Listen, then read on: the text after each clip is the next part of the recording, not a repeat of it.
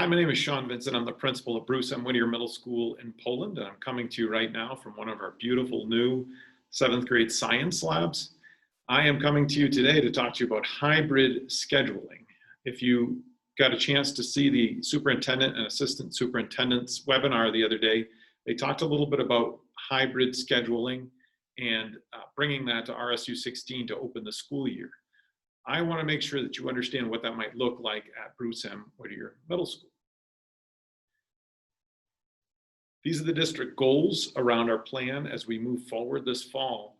I want to highlight for you the third bullet here, to be responsive to new information and willing to refine, revise, and adjust plans.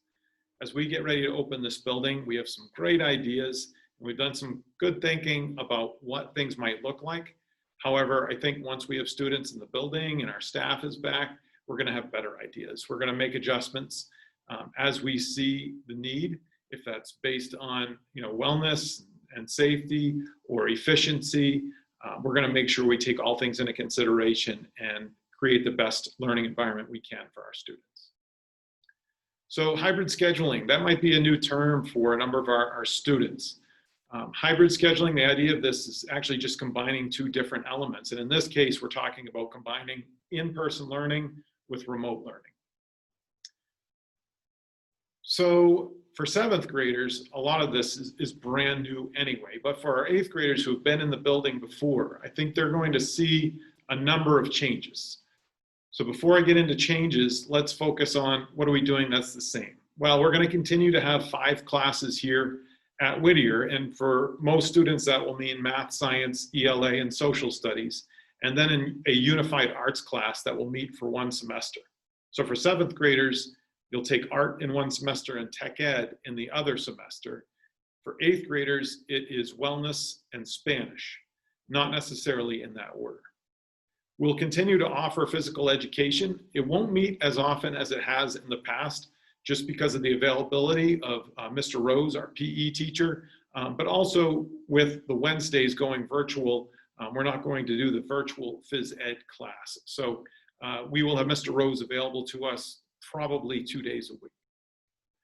And Roundtable will continue. That's a hub of what we do at Whittier Middle School. We want to make sure that all students feel connected to each other and also to an adult at school. So we work really hard on building a small community within our bigger community. Those roundtables will continue.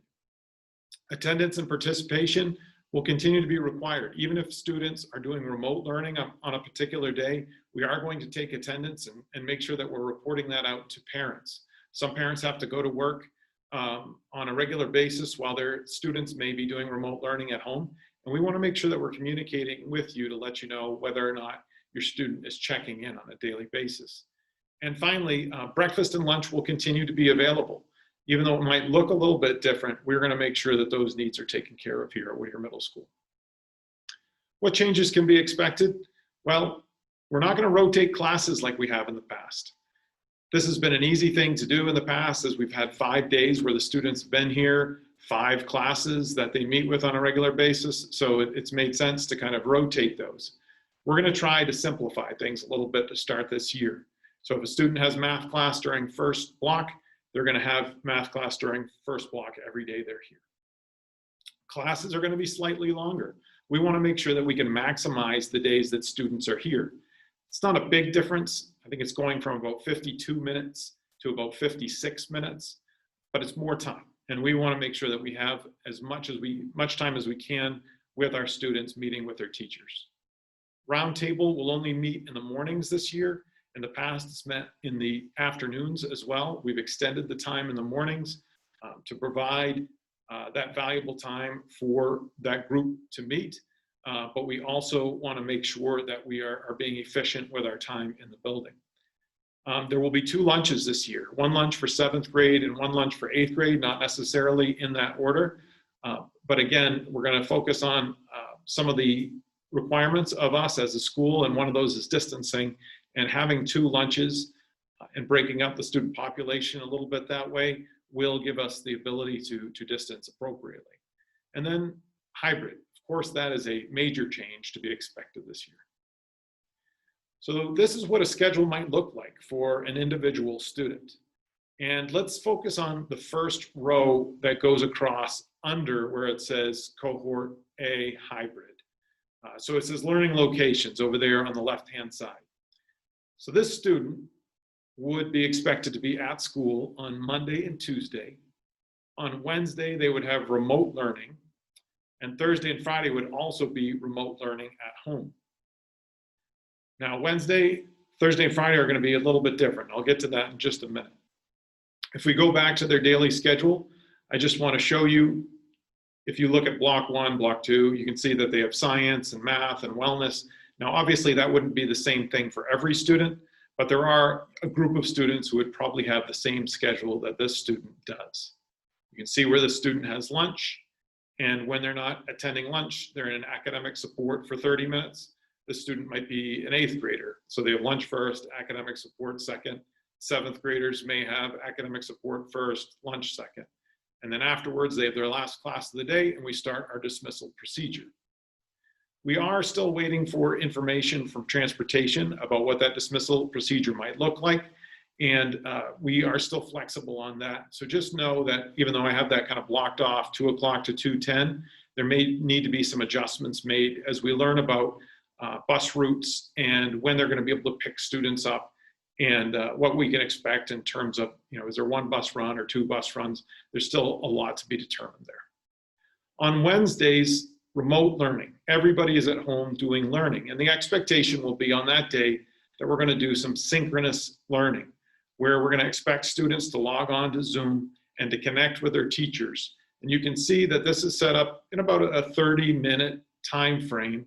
We don't expect students to be online all day from 8 to 3. We just don't feel like that makes sense, or it's healthy for anybody. But there's a good opportunity here for students to check in with their teachers, to be connected to their full classes. This is going to be the only day of the week that we ask students to be online at the same time and connecting with their teachers in that way. On Thursdays and Fridays, that's when students are going to do their remote learning on their own.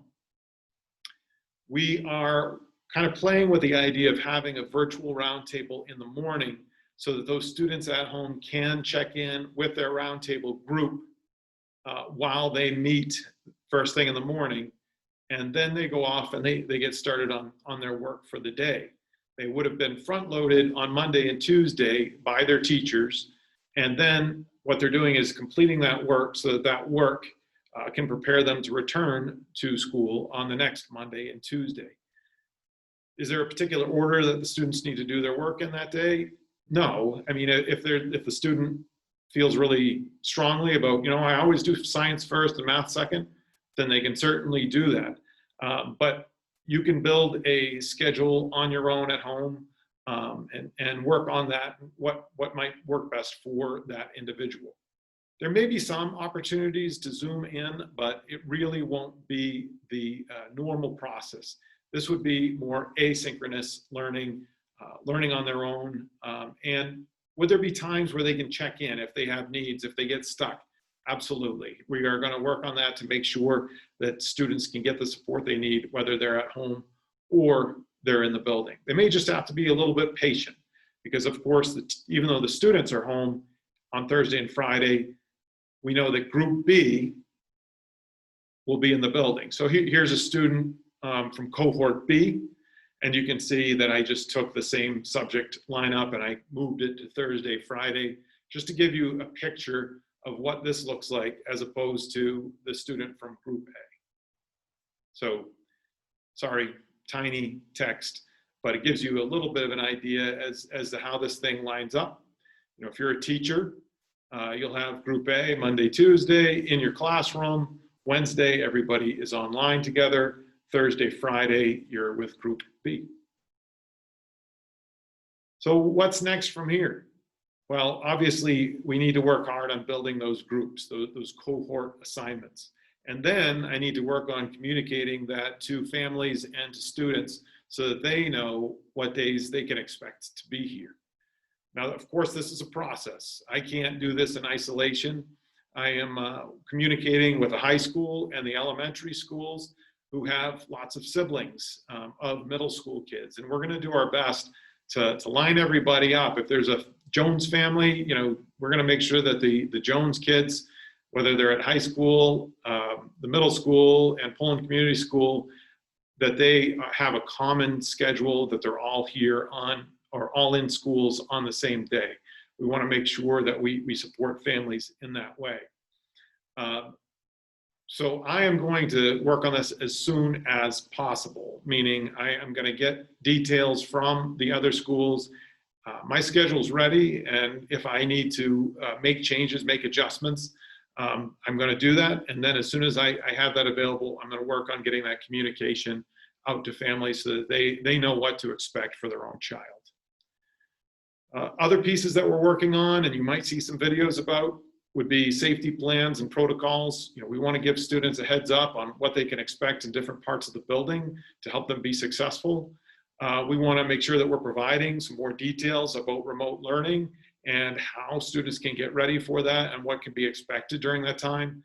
And then certainly we want you ready for opening day so that there's not any big surprise, or we can eliminate as much anxiousness as we possibly can. We want everybody to know this is what it's going to look like. This is where you should be at this time, and just we want to be helpful. We want to be supportive, and I want you to know that if you have questions now, maybe I've created more questions by providing this video. I don't know, but if you have questions, please don't hesitate to call the school. Our number here is 998-3462, or email myself, svincent@rsu16.org. or Mrs. Mooney, mmooney@rsu16.org. And we want to be supportive to you and give you what you need now. So please don't be afraid to be in touch. Hey, we're all in this together, and I'm excited about it. I'm excited to see students again in these classrooms, and I want to make sure that we're ready for it. So if you have questions and you want to be in touch, I encourage you to reach out. Have a great day. Take care of yourselves. Take care of each other. We'll see you soon.